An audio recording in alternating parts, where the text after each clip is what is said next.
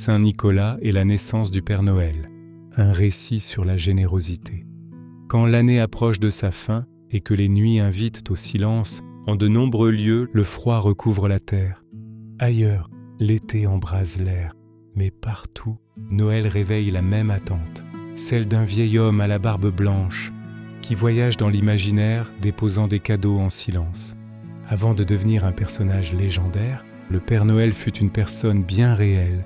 Il y a plus de 16 siècles, dans la région de la Lycie, au bord de la mer Méditerranée, vécut un évêque nommé Nicolas de Myre. Les textes anciens le décrivent comme un homme profondément généreux, attentif à la souffrance d'autrui et fidèle à une idée simple et puissante, aider sans être vu. Avec le temps, une légende commença à prendre forme. On racontait que Nicolas apprit l'existence d'une famille si pauvre qu'elle ne pouvait offrir de dot à ses filles. Pour les aider sans être reconnu, il attendit la nuit et jeta de petites bourses d'or par la cheminée. L'or tomba dans des bas, suspendu près du feu pour sécher. Nous ne savons pas si cela se produisit exactement ainsi, mais l'histoire a traversé le temps, parce qu'elle parlait de quelque chose d'essentiel, donné en silence, pour préserver la dignité de l'autre.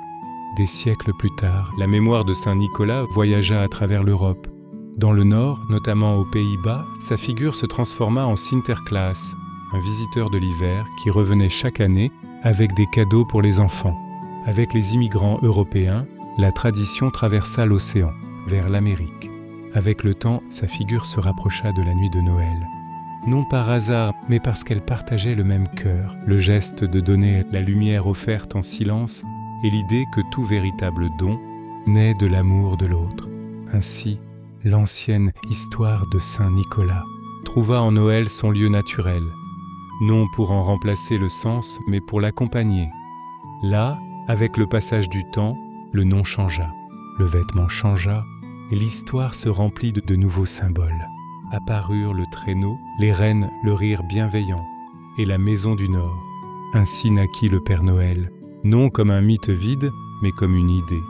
L'idée que la générosité peut traverser les siècles, sans perdre son sens. Et peut-être est-ce pour cela que, chaque Noël, lorsque nous donnons sans rien attendre en retour, Saint Nicolas marche de nouveau parmi nous, non dans un traîneau, mais dans chaque geste de bonté qui illumine.